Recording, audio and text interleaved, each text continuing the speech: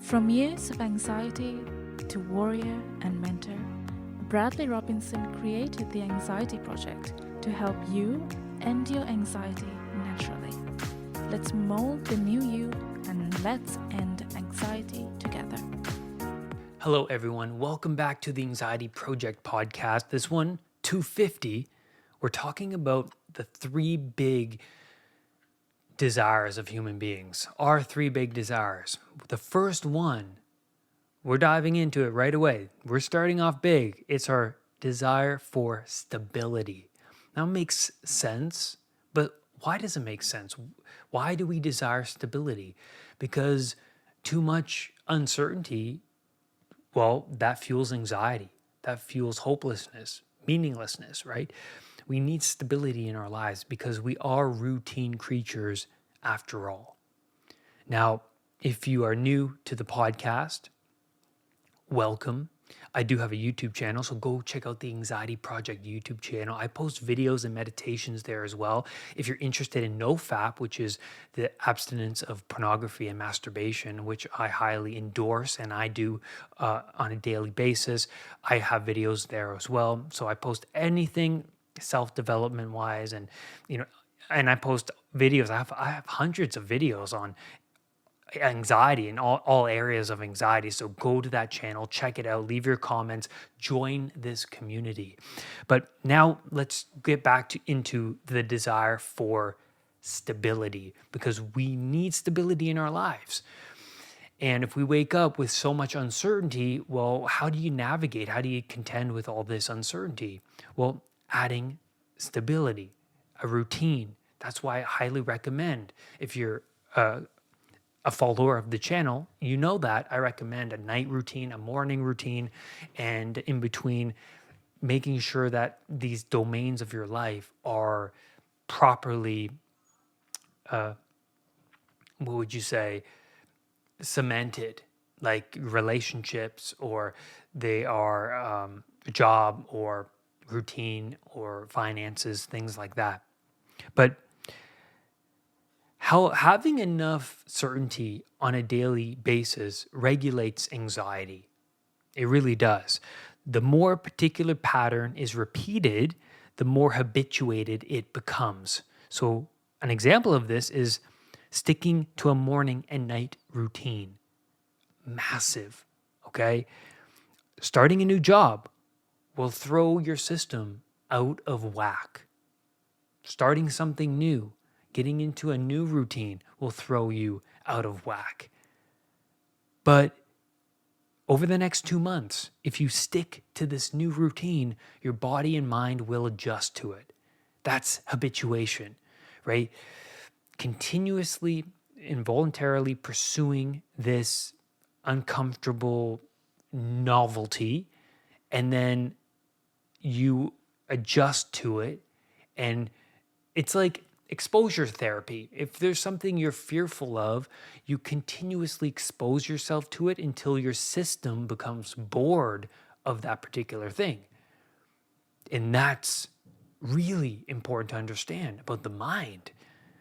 So let's look at another example of habituation. A cat who, well, if you move a cat from one apartment to the other, it doesn't like that, because a cat will, in a new environment, go into all nooks and crannies, explore the environment until it gets bored of it and until it becomes familiar, and then it can calm down. It's like a rat being placed in a new cage, right? In a new cage, the rat's like, oh my God, I don't know where I am. I have to explore this until I can finally calm down.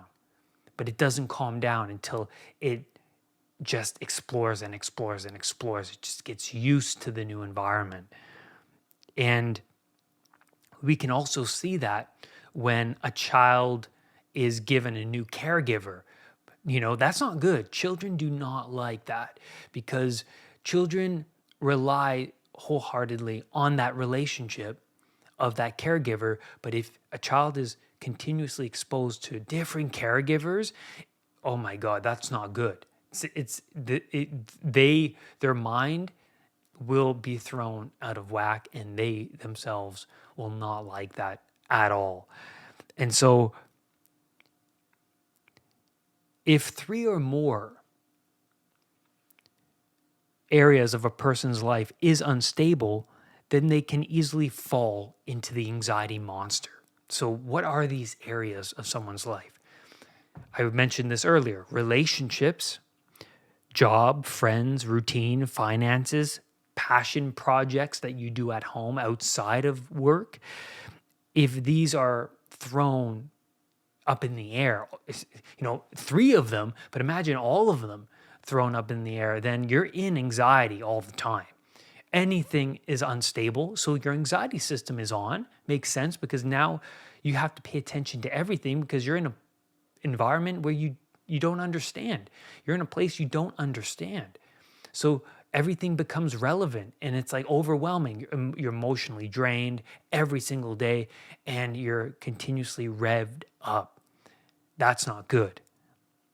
So what I found with me is that having a strict routine I set for myself on a daily basis that nobody can take away from me. It's my routine. If I have to get up earlier to do it, I have to get up earlier to do it.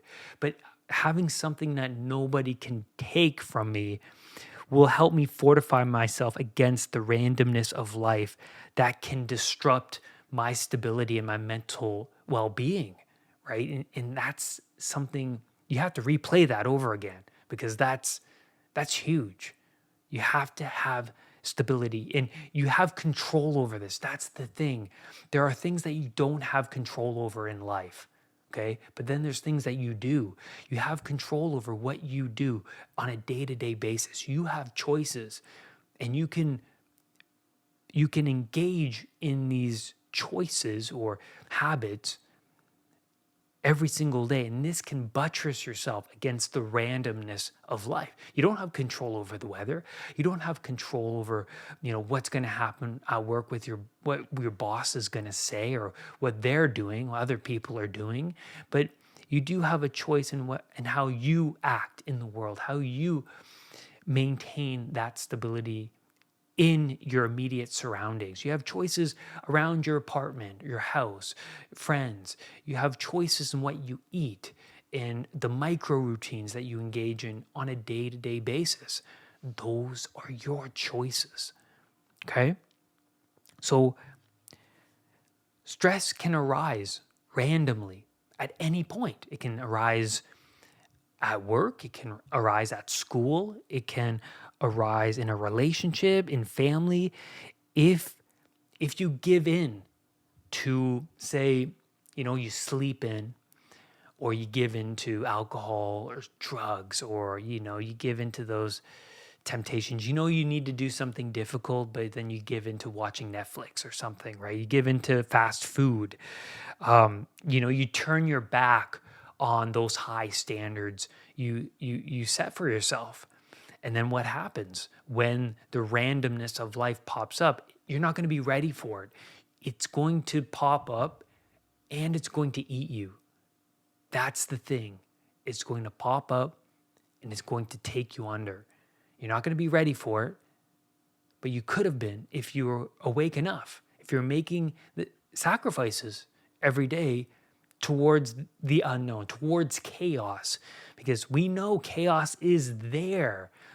Be alert, be aware that chaos is there. But how do you buttress yourself from that chaos? That's the question. That's the question. It's voluntarily confronting it on your own terms, so that you are awake enough and prepared enough, so that when it does pop up, you're going to reflexively engage appropriately with that chaos, and be forthrightly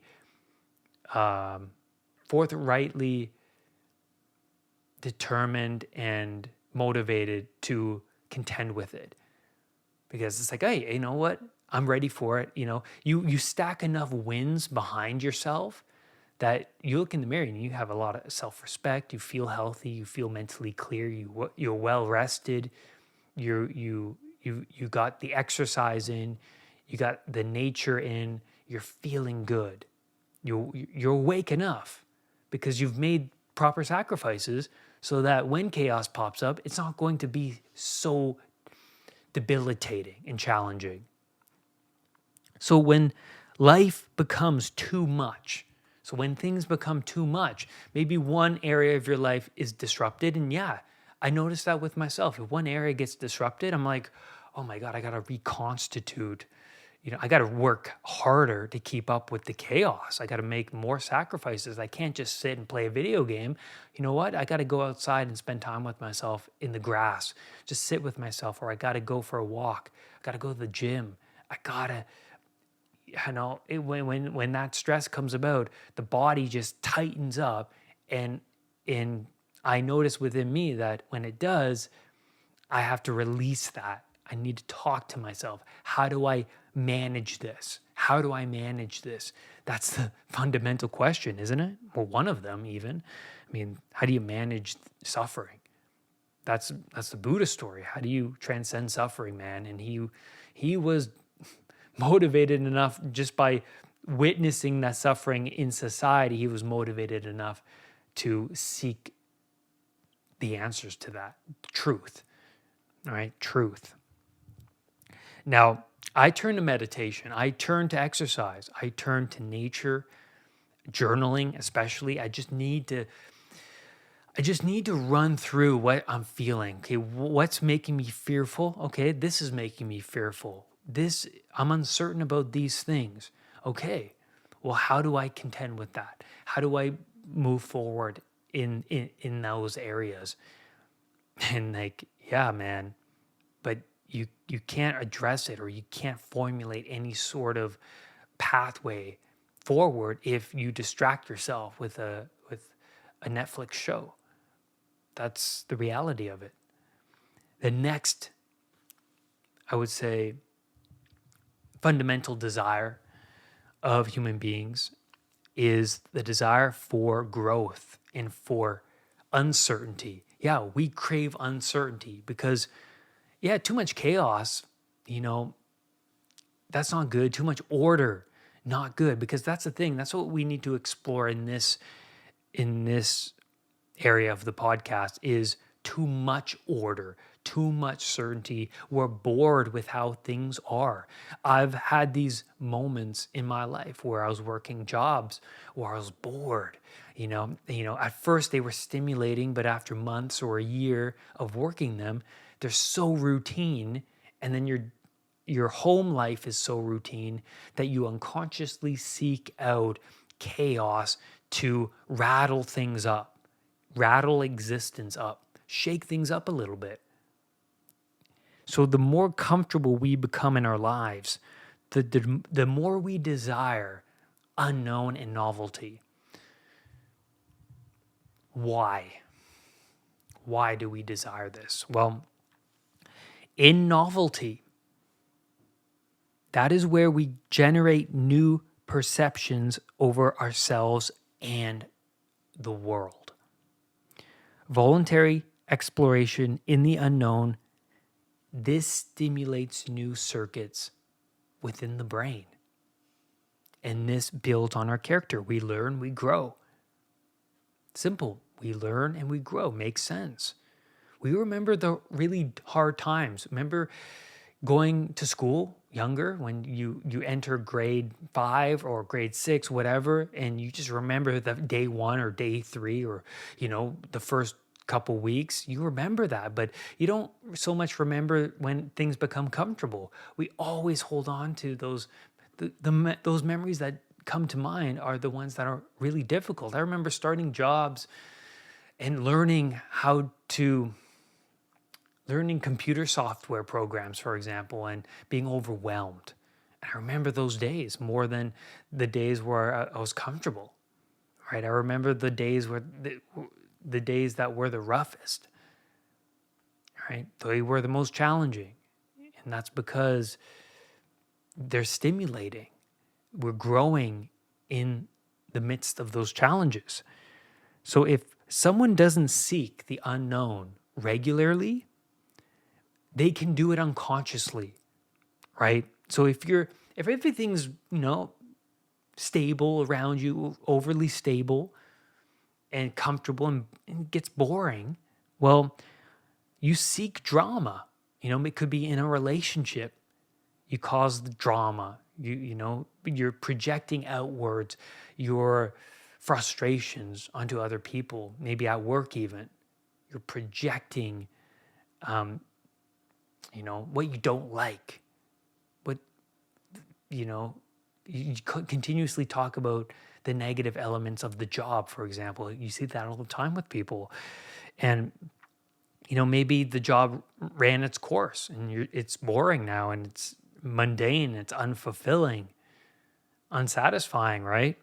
You seek alcohol, drugs, one night stands to add that novelty into your life. And we watch shows like that where there's a man who's a womanizer and he's sleeping around and looks exciting, new experiences every night. Or it's like the woman who, seeks novelty through, could be anything, relationships as well. Could be, men and women, they seek novelty through the latest iPhone purchase, right? It's like, oh, something new. Yeah, I'm so used to having iPhone 10, right? I want iPhone 11. It's like, yeah, absolutely. So to bring meaning into existence, we desire growth. Simple enough, right? But the thing about growth is we have to start from square one. And that's no joke. Because if you're starting a new job, you're going into a new course at school, or you're going into a martial arts class for the first time, you're going to feel like a fool. You're going to feel like this isn't for you. You're going to be bad at it. You're going to make mistakes. It's no joke, but you show up anyways, week after week, right? You persist through this real tough time. And then after a month, you look back and you're like, you know what, man, I think I'm getting the hang of this, or it becomes a routine. And when it becomes a routine, the body and the mind and the body spend less time debating whether or not you should do it, but understands, hey, you know what? Even though Brad doesn't like it, he's still going to show up anyway. So might as well not dwell on it too much anymore, right? He's showing up anyways, right? Because at first you're just thinking, you're spending so much time. You're like, is this for me? Should I even go tomorrow? I don't know if this is going to work. And you spend all that mental energy on that debate.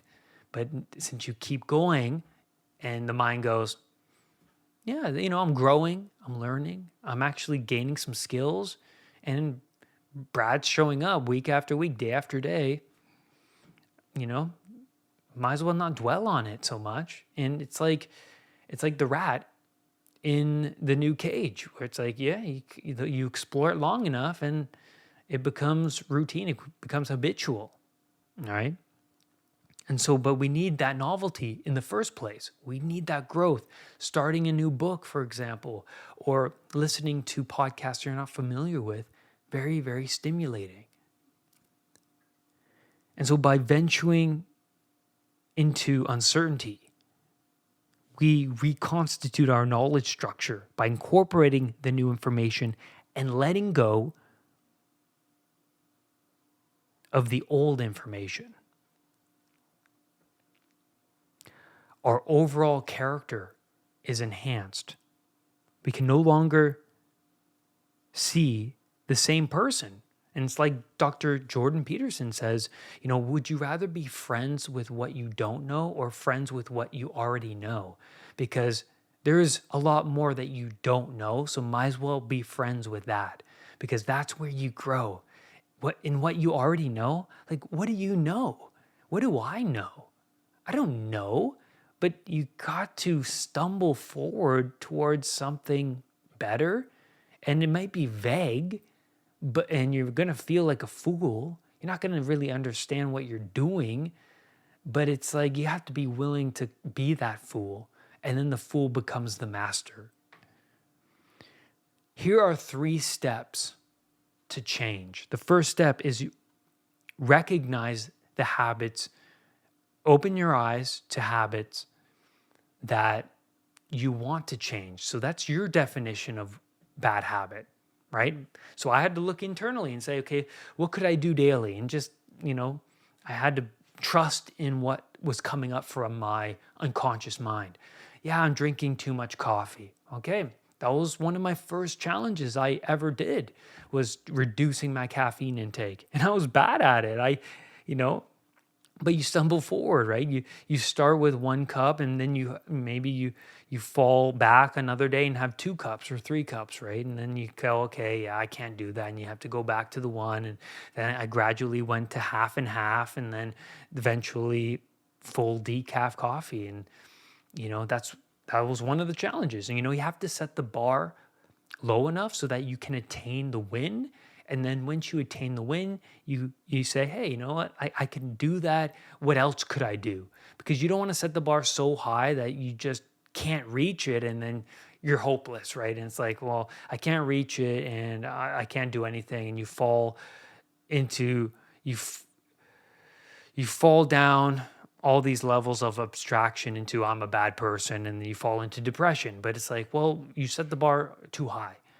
Okay, what about setting the bar this amount? How about instead of doing it 3 times a day, whatever it is, if it's like watching pornography, for example, maybe try, if you can't get to none a day, try and get it to maybe 1 a day for a week, and then maybe 2 times a week. And it's like, you have to build on the wins enough, right? So each person is different depending who you are. For me, it took me a long time to get those wins. I'm a guy who has to do it one small step at a time to get to where I'm going, man. Like, if you knew my journey with pornography, you'll see, man, it was no joke. Because I'm 4 years clean now, but you have to understand, when I was within the first year, I was failing like mad. It was a really, really tough journey to go through. But you have to stumble forward. You have to get some wins under your belt in order for you to grow. So we need uncertainty. And that's what I mean by the desire for uncertainty, is like, well, it's better than being comfortable with where you are. Because having some sort of aim to strive towards, that's uncertainty, right? You're uncertain whether you're going to even get to where you want to go. But along the way, you discover new parts of yourself. Like, hey, you know what? I can handle this anxiety when I'm out at a movie theater or out on the subway. I can manage this. I can go a day without watching pornography or not drinking or not eating a chocolate bar, right? I can do it. You have to show yourself that you're capable of more. I can read a challenging book, whatever it is. You are capable of more, but it's difficult. And, being a part of this community with you guys, I find that we're all striving and struggling towards something better, right? That's what we're doing. That's why you're here. We're just trying to struggle, and you're in a job that you don't particularly know if it's what you don't know if it's going to be worthwhile. You're in this really fuzzy, foggy period, but then you just get up and you do it anyways because there's potential. It could get better, maybe not. But it's the faith that things could be better. It's the faith. It's the striving towards something better. And also what you do behind the scenes, that matters. So maybe the job is unfulfilling, but maybe behind the scenes you can look for something else, or you can go to the gym, or you can spend time with your partner, or go for a walk, or drink calming teas, or, giving back to yourself. Having something worth fighting for behind the scenes that bring a lot of meaning to you will help buttress yourself against the fogginess of the unknown job, or the unknown relationship, or the unknown in general, the unknown in general. Yeah. Our third big desire is for love and connection.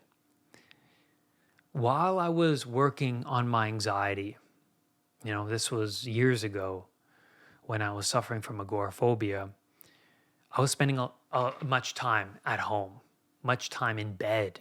Couldn't even get out of bed. I was craving for family to come over. Everyone was at work doing something, and I was at home alone. And I was craving for connection or just reassurance, right? Reassurance.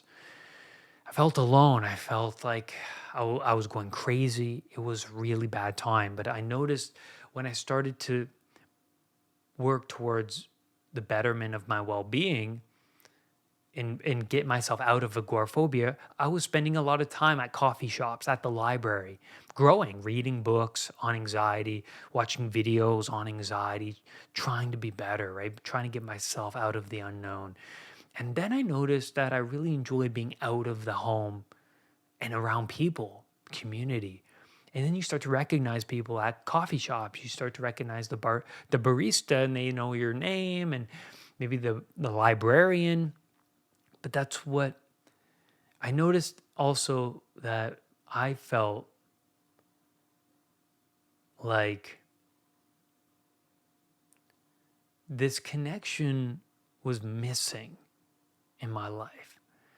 And not only that, though, because I was putting myself together, I developed a stronger connection with Maggie because we were together at the time. I was a wreck, but we developed along the way as I was working diligently on my mental health. And I noticed that when I would talk to her about my accomplishments, she would support me, and she would support my aims and goals, because you have to become selfish, right, before you become selfless. And you have to really take care of yourself, because we feel like we want to take care of other people, but if you can't take care of yourself, who are you to take care of other people? You have to take care of yourself. If you're not doing well, you have to take care of yourself. Now, a rat, I'm going back to the rats, a rat who is isolated in a cage, taken from its natural environment, put in a cage, it becomes easily addicted to cocaine. But a rat in its natural environment, who's surrounded by its family and the community, and it's free to run and roam and forage, that rat won't become addicted to cocaine like the isolated rat. And that's interesting. You have to think about that, because human beings are like that.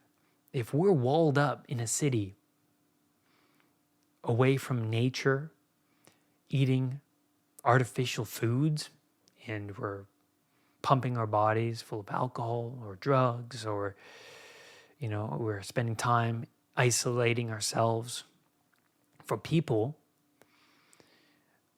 I notice, even with me, I yearn for connection. I yearn for more.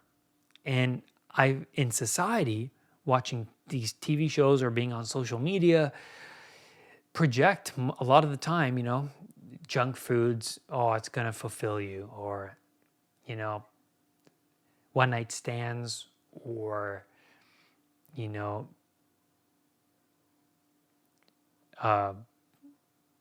the latest phone gadget, whatever, is going to fulfill you. But we're being torn away from our biological necessities by pursuing these meaningless pursuits. And I noticed with me, when I was living this hedonistic lifestyle, it was exciting, because the novelty of going on a date with somebody, or going to the club or the bar and buying the latest gadget or boots or jacket, or smoking weed and driving around and listening to music. And so it was great, right? But none of that brought the meaning I was seeking. I was isolated and alone and unfulfilled. And what I really needed was responsibility. I needed to bear some sort of load. I was looking for uncertainty, but I was getting the uncertainty in toxic ways. I needed to pursue something higher.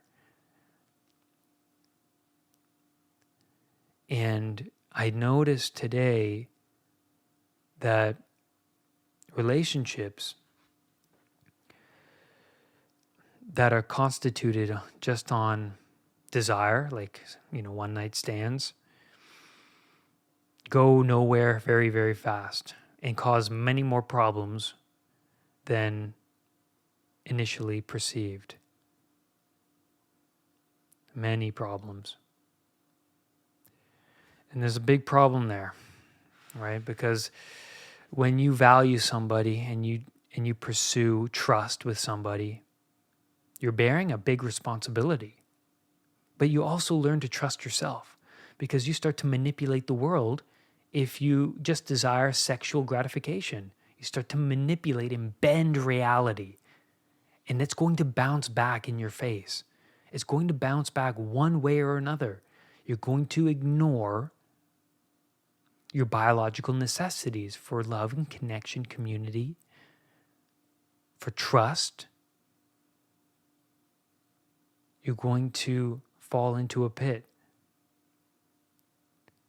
Because I had no trust in myself. I was bending the world, and then I could no longer trust in my capabilities of functioning in a world of total chaos. And that's where I'm going to leave you on this podcast episode. We can establish relationships in a coffee shop, library, or friends, family. I recommend you talk to somebody that you trust about the hardships. And I talk to Maggie. If I'm going through something difficult, I will talk to her and I will tell her how I'm feeling. And she's going to tell me things that I don't want to hear, but also that I need to hear. Because, we want to take the easy way out when things become foggy. But if you're around people that tell you, you know what, if it's challenging the way that it is, it's probably worth doing. If it's easy and it's just piece of cake, stress-free, then maybe not, right? Worth doing. Something to think about. But being around people that promote your higher aims, that support you, even, especially when you want to change, they support that. Please support this podcast. You can do that if you go to Spotify, you leave a rating, review quickly. It's just quick. I'd greatly appreciate it. That's all I ask. And then I highly recommend that you go over to iTunes even and leave a rating there as well. I'd greatly appreciate it, guys, because I notice if you guys do. And I really, really appreciate it. Lastly, rise above anxiety. I'll see you next time. Brad's powerful anxiety recovery program is now available at unpluganxiety.com. The Anxiety Project program is downloadable and puts the power of anxiety recovery in your own hands. Visit unpluganxiety.com for more details.